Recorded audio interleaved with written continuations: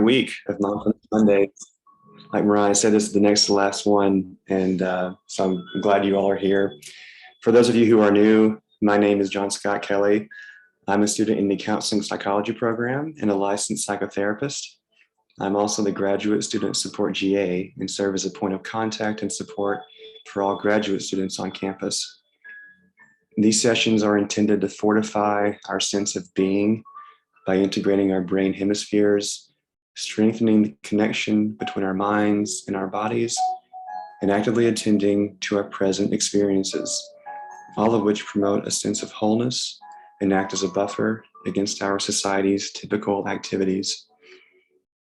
Today, we will focus on actively attending to the integration of the mind, body, and external world by exploring the personal stories we believe in and act out in our daily lives. I ask you all to find a comfortable position wherever you may be. That might mean closing the blinds, turning down the lights, resting your feet flat on the floor, placing your hands on your thighs, or simply sitting on the ground. Make your space as comfortable as possible and make it yours.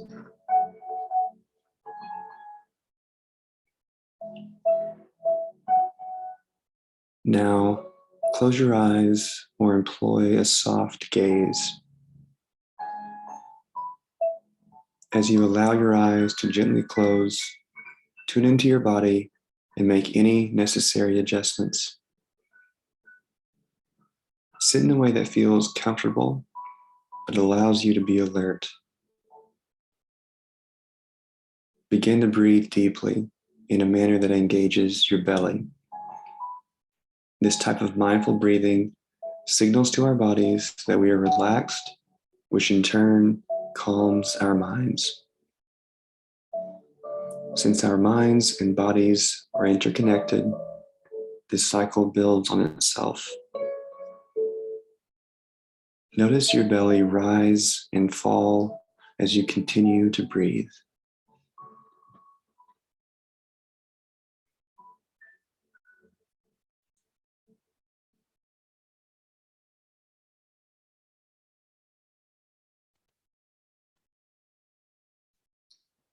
I will start by introducing a few important concepts that contextualize this activity.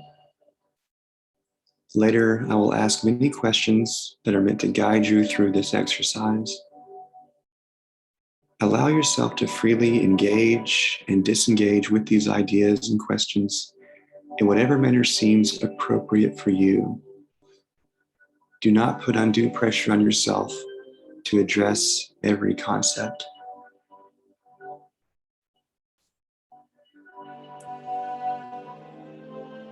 The stories we continually tell ourselves about who we are and where we are going can be limiting and inaccurate. However, in the spirit of self-compassion and wholeness, we must also remember that these stories offer a sense of self-understanding and provide us with stability and meaning. They are points of reference that frame our experiences and are important tools for navigating the complex world. Nevertheless, we sometimes run into conflict when we do not pay proper attention to these stabilizing stories and allow them to fall into disrepair. Alternatively, mismatches might occur when we decontextualize our stories by making them too one-sided and rigid.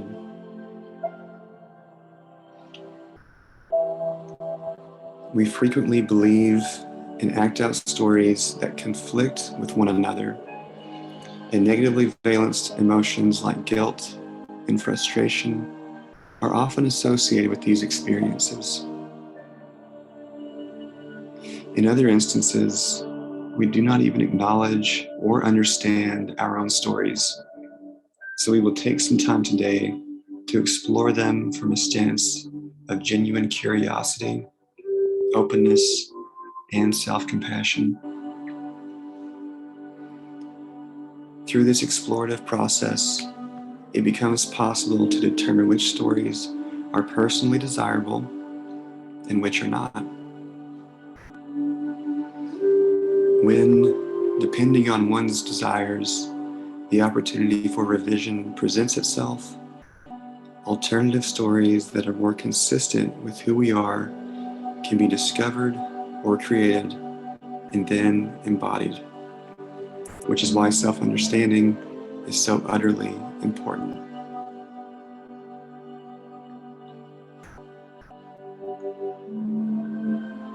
As you go through this exercise, reflect upon your stories and experience their emotional elements in the here and now. Allow any associated images to emerge.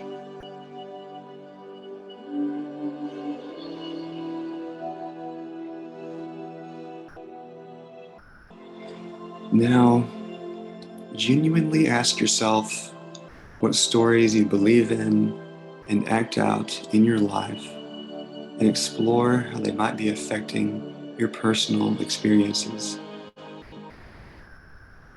What emotions do you experience when you turn them over in your mind? How important are these stories for your personal identity?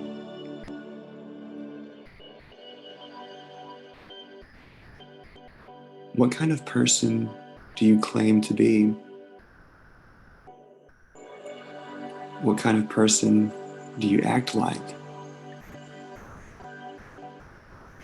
What kind of person do you tell yourself you are? What kind of person do you desire to be? What is your potential?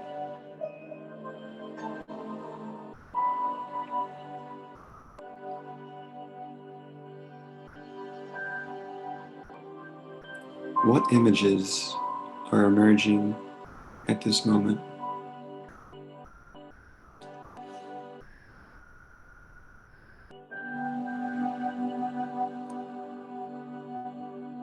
At this point, multiple stories and images are likely swimming around in your mind, and a variety of emotions are probably coursing through your body.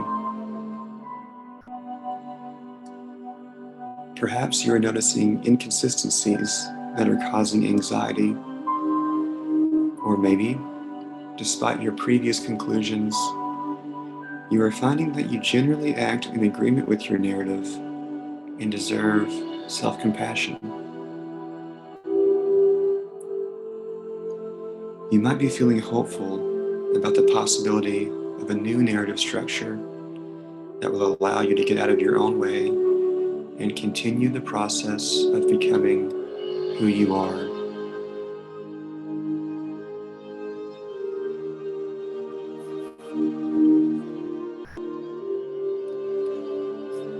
Now, I ask you to focus on one particular story that seems the most important at this moment.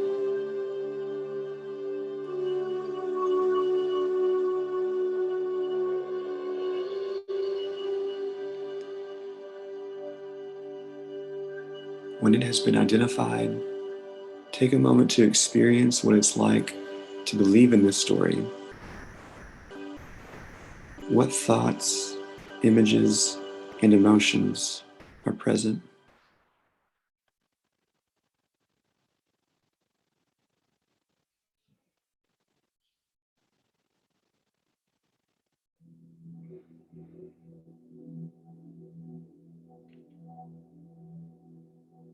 To further contextualize this story, begin to explore its roots. Where did this story originate? Did you create it, or did someone else? How can you tell if it's accurate or not?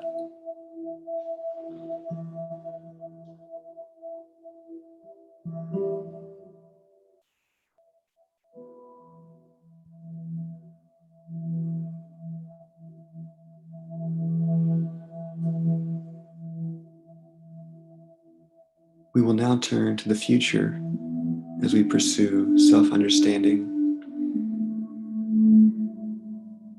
What are the behavioral implications of this story? What will this story ask of you? Do these actions take you where you want to go?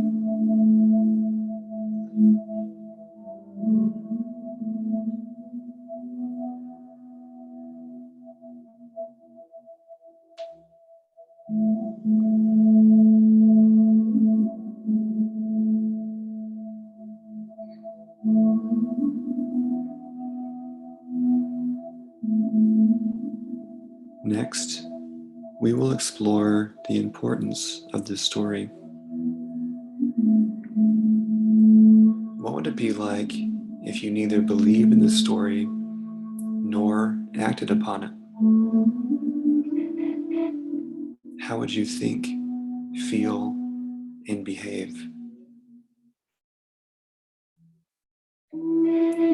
Would the outcomes be desirable for you? Conversely, what if you believed in it and acted upon it even more staunchly? Would those outcomes be desirable?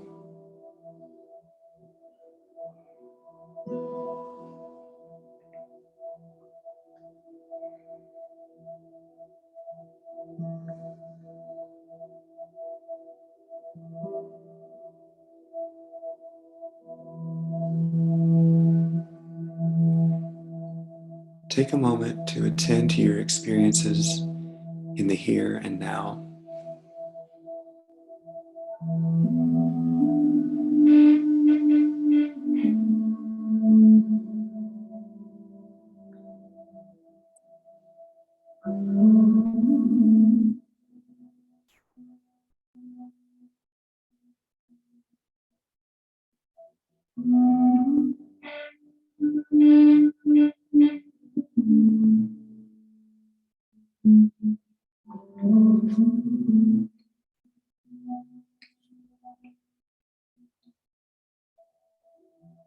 There is no right or wrong way to finish this exercise.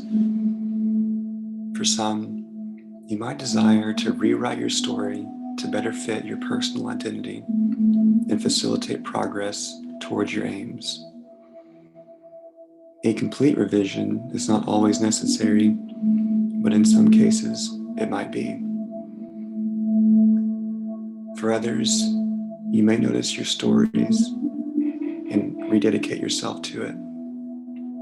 Or you might have a newfound appreciation for your personal narrative as it offers you meaning and direction.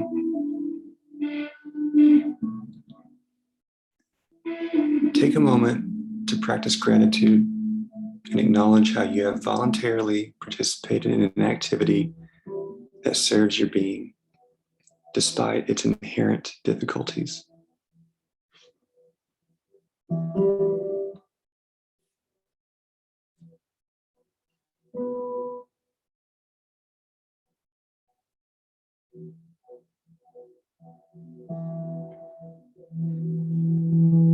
When you are ready, bring yourself back to the room.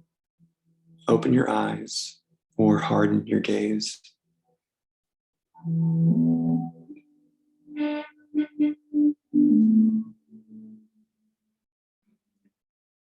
This is a mindfulness activity that can be revisited many times, and I hope it gave you a meaningful opportunity to spend time with yourself. As we close today, I encourage you to practice these techniques in your spare time. Each time, your experience will be novel and unique because you are always developing and discovering yourself.